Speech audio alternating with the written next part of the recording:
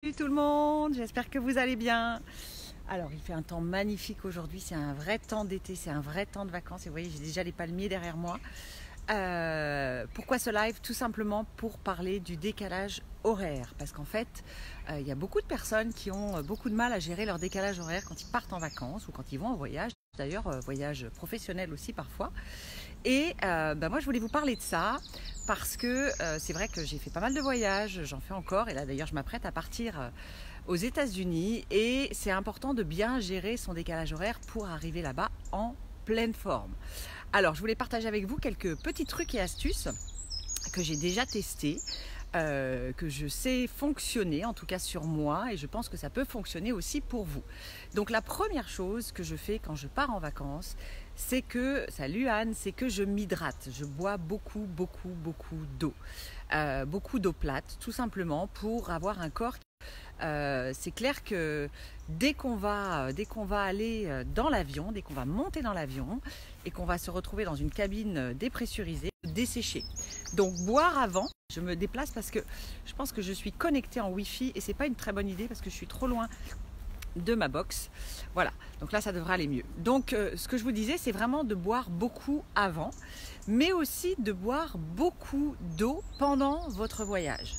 Et bien sûr de ne boire que de l'eau pendant le voyage. Alors pas de l'eau gazeuse, pas des boissons même édulcorées, pas, surtout pas, j'ai envie de dire, même si on a envie de fêter le départ en vacances, surtout pas d'alcool pendant le vol, parce qu'en fait tout ça, ça va favoriser la déshydratation et ça va vous faire un effet horrible à l'arrivée, c'est que vous tout bouffi, tout gonflé. Donc vraiment privilégier de l'eau. Ensuite, au niveau de l'alimentation, il y a une petite règle. Alors ça, j'ai appris ça il y a pas mal d'années avec un médecin qui travaillait avec les navigateurs en solitaire et qui a fait beaucoup de recherches justement sur la problématique de la gestion du sommeil pendant comment on appelle ça, les courses de navigation en solitaire. Et de ces recherches sont ressorties un certain nombre de choses. Coucou Isa. La première qui est ressortie, c'est que en fait, quand on subit le décalage horaire, il y a deux choses qui sont importantes en fait pour régler notre organisme. La première chose, c'est le sommeil et la deuxième chose, c'est l'alimentation. Donc quand on part en voyage, on va forcément bousculer notre sommeil et malheureusement, j'ai envie de dire, on a tendance aussi à bousculer notre alimentation. Donc la règle, elle est super simple, c'est que à partir du moment où vous montez dans l'avion, vous vous calez sur les horaires de votre pays d'arrivée. Donc typiquement là je pars pour les États-Unis, donc je vais partir, il sera 14h chez nous, donc il sera très tôt le matin là-bas. Donc l'idée c'est que je cale mon alimentation sur mon pays d'arrivée et que finalement dans l'avion je mange assez peu, que j'évite tout ce qui est sucré, parce qu'encore une fois le sucre, le sel, ça va avoir tendance à me faire gonfler et comme je suis dans une atmosphère qui favorise la déshydratation, ça va aggraver ça. Et donc en me calant finalement sur l'horaire de mon pays d'arrivée, je vais beaucoup mieux gérer la fatigue. Ça va me permettre d'arriver là-bas en étant déjà presque calé sur le pays. Et du coup, alors j'aurai forcément un petit peu de fatigue. Donc là par exemple, ce que je vais faire, c'est que, puisque j'ai un vol avec une étape à Londres, je vais en fait pas manger à mon heure du midi. Et ensuite, je ne vais pas manger jusqu'à ce que je sois en fait, je prendrai finalement un déjeuner dans l'avion pour les États-Unis, un deuxième déjeuner. Et ensuite, juste avant d'atterrir aux États-Unis, je prendrai finalement mon dîner. Finalement, c'est vraiment ça. Donc, mon déjeuner aujourd'hui, celui que je vais prendre à midi avant de décoller, correspondrait à mon petit déjeuner aux États-Unis. Et ensuite, je prendrai un déjeuner plutôt light dans l'avion. Je pense que je ferai une sieste, idéalement peut-être 1h30, 2h. Et ensuite, juste avant d'arriver sur le sol américain, je prendrai mon dîner, ce qui fait que quand j'arrive, après je vais directement me coucher, puisque je vais arriver de toute façon en fin d'après-midi, et ça me permettra de beaucoup plus facilement me caler sur le pays d'arrivée. Alors autre chose importante, parce que nous les femmes, on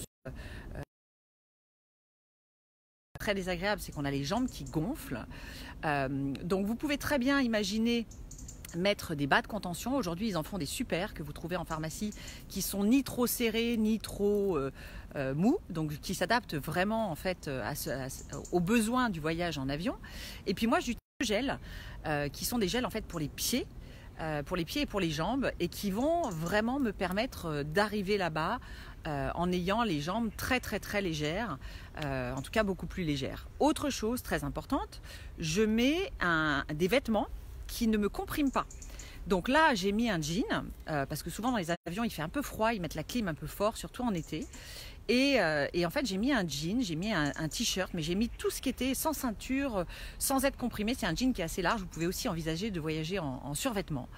Voilà, ce qui est important, c'est d'être confort dans ces vêtements, parce que plus vous aurez en fait des zones de compression au niveau de vos jambes, de votre ventre, etc., plus vous serez mal à l'arrivée, et plus vous aurez cet effet, ces désagréments qui sont liés finalement au point de compression au niveau du corps. Et donc voilà, c'est tout ça réuni qui va faire que vous allez pouvoir gérer au mieux votre décalage horaire.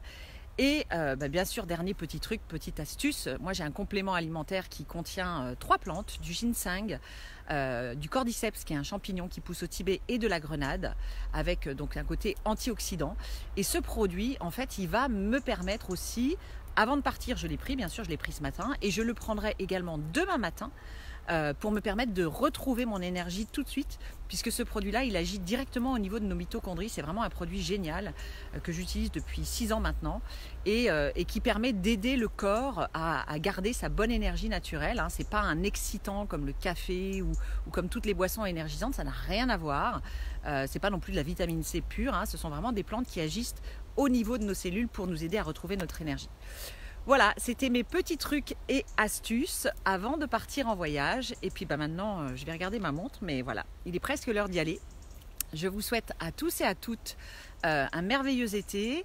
Je partagerai pendant mon voyage, bien sûr, plein de belles choses. Je vous ferai peut-être des petites séances de sport dans des spots sympas aux US, puisque je vais aller dans les parcs. Donc si j'ai du réseau, ça sera le seul point d'interrogation. Mais en tout cas, je partagerai avec vous des belles choses, parce que je trouve que quand il y a des belles choses, ça mérite à être partagé. De la même façon que quand on a des bons plans et qu'on a des choses qui fonctionnent, il faut aussi les partager, chose que je fais aujourd'hui avec vous. Voilà les amis, je vous embrasse. N'hésitez pas, si vous aussi vous avez d'ailleurs des petites idées ou des trucs et astuces que vous avez testés pendant vos voyages par rapport au décalage horaire, moi ça m'intéresse de savoir, donc surtout n'hésitez pas à mettre ça en commentaire. Et puis si vous connaissez des personnes qui voyagent beaucoup, que ça pourrait intéresser, n'hésitez pas à partager cette vidéo de manière à pouvoir les aider. Merci Valérie, bonnes vacances à toi aussi. Ouais, t'inquiète pas, je t'enverrai plein. Partagez cette vidéo avec toutes les personnes que vous connaissez qui voyagent beaucoup et à qui ça pourrait rendre service, de pouvoir améliorer cette gestion du décalage horaire, parce que c'est vrai que c'est important quand on part en vacances de pouvoir profiter tout de suite de ces vacances. Salut!